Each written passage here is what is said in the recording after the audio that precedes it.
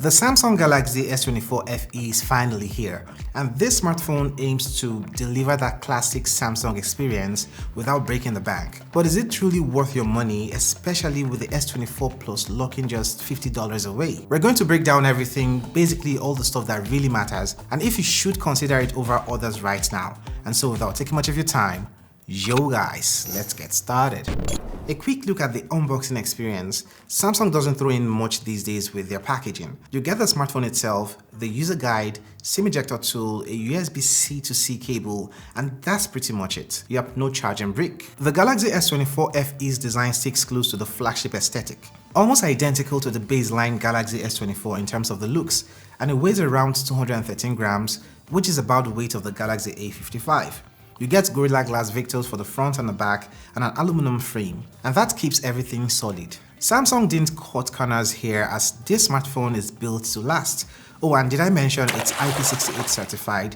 Yeah, this device can survive accidental drops in the pool or that awkward sink dive when you're washing dishes. Up to 1.5 meters for 30 minutes, that's more than enough time to fish out and apologize to this smartphone. I also noticed that this year, the size of this device is flatter than what we got from the S23 FE last year, giving it a more modern look. One thing that made me smile was the variety of colors with this device. There's a blue, graphite, gray, mint and yellow.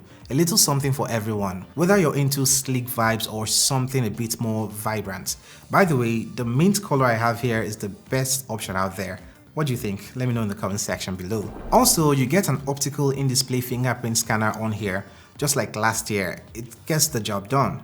Overall, based on design, the S24 FE is a home run with this stylish, durable and great feel in the hand. Alright, let's talk about the sound. The Galaxy S24 FE comes with the stereo speakers, and I have to say, they actually hold their own quite well. Samsung has always packed decent stereo speakers on their smartphones, and this one is no different with its crisp audio and depth-adding stereo setup, especially if you enjoy streaming music or watching Netflix on the go. Plus, it's got Dolby Atmos support, which delivers a fuller, more immersive soundstage when you connect headphones or speakers. However, there's no headphone jack on this device, so that might be a turn-off if you're still clinging to your wired headphones. Over to the display here. This is where Samsung consistently crushes it. The S24 FE rocks a 6.7-inch dynamic AMOLED 2X panel with a 1080 by 2340 resolution, which is a slightly bigger display than last year. This might not be flagship iPhone screen-to-body ratio level, but the bezels are slim, giving you about 88% screen-to-body ratio, and that gives the smartphone a sleek and modern look.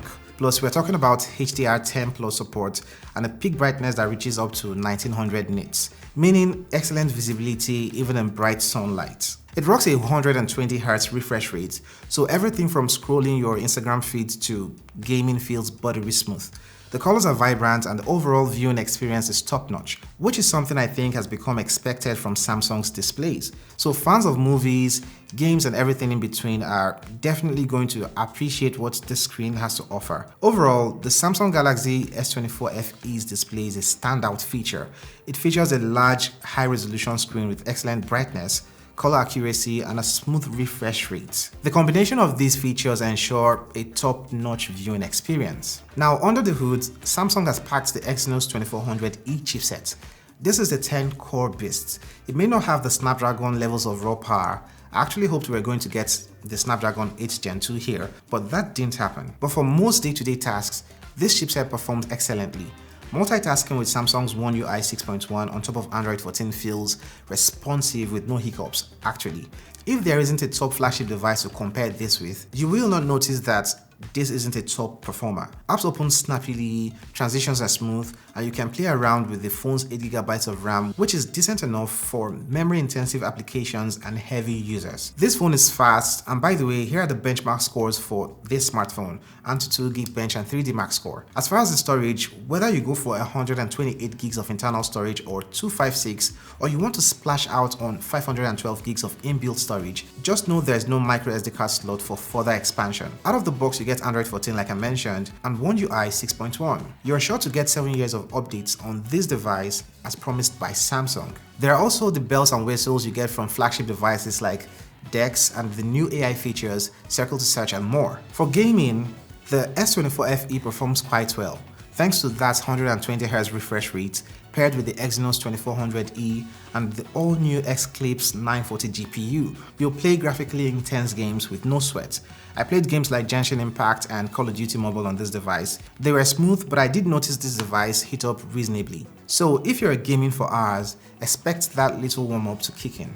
Alright, let's dive into the cameras. On the back, you're getting a 50 megapixel main sensor with optical image stabilization, a 12 megapixel ultra-wide and an 8 megapixel telephoto lens with 3x optical zoom, plus OIS to keep things steady. Up front, there's a 10 megapixel selfie camera, giving you a solid all-round setup. The main cameras here take sharp, vibrant photos with pretty accurate colors, and in good lighting, it really shines. The dynamic range is impressive, and so you get well-balanced highlights and shadows in your shots. This is a reliable performer, especially outdoors, and when it comes to low lights, it's not a complete game changer, but it holds up decently. Samsung's night mode brightens up the scene without overdoing it, so you maintain most of the details. The ultra-wide sensor captures a lot in the frame, which is perfect for wide landscapes or group photos. The best part here is that it matches the color profile of the main sensor, so you won't notice a jarring shift when switching lenses. The 3x optical zoom telephoto is a nice touch also, allowing you to get closer to your subject while keeping details intact. Unlike the other sensors, it keeps that consistent color profile, making the whole photo experience feel cohesive. For the video lovers, the rear camera shoots up to 8K at 30 FPS, which is impressive. But if you want buttery smooth footage, 4K at 60 FPS or 120 FPS is available and definitely more practical. On the front, the 10 megapixel selfie camera is simple but effective. It produces decent skin tones and handles dynamic lighting well. It can also shoot at 4K 30 FPS, which is perfect if you're vlogging or constantly uploading to Instagram stories. While it's not the sharpest front-facing camera out there, it delivers good detail and color accuracy, making it more than adequate for everyday use. In landscape mode, so I'd love for you guys to tell me in the comment section what you think about the color rendition, the audio coming from the smartphone, and basically how it handles the highlights as seen over here and exposure for my face. I got my unit here for about 1.1 million naira or $750 for the 256GB storage option. For the battery that powers this device, you should expect a decent experience. You're getting a 4700 mAh battery, which should last most users through a day of light to average use without stressing about low power. That said, if you're a heavy user, the 25 watts wired charging will still get you about 50% in 30 minutes, which is respectable.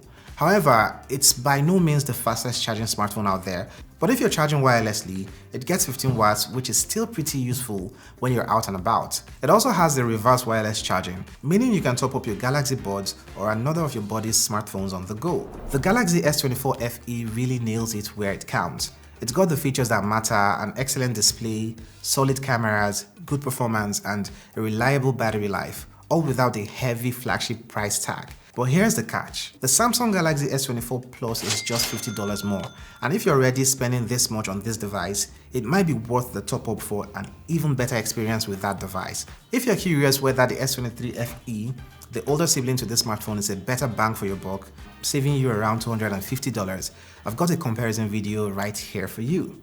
Do check it out. Koidate.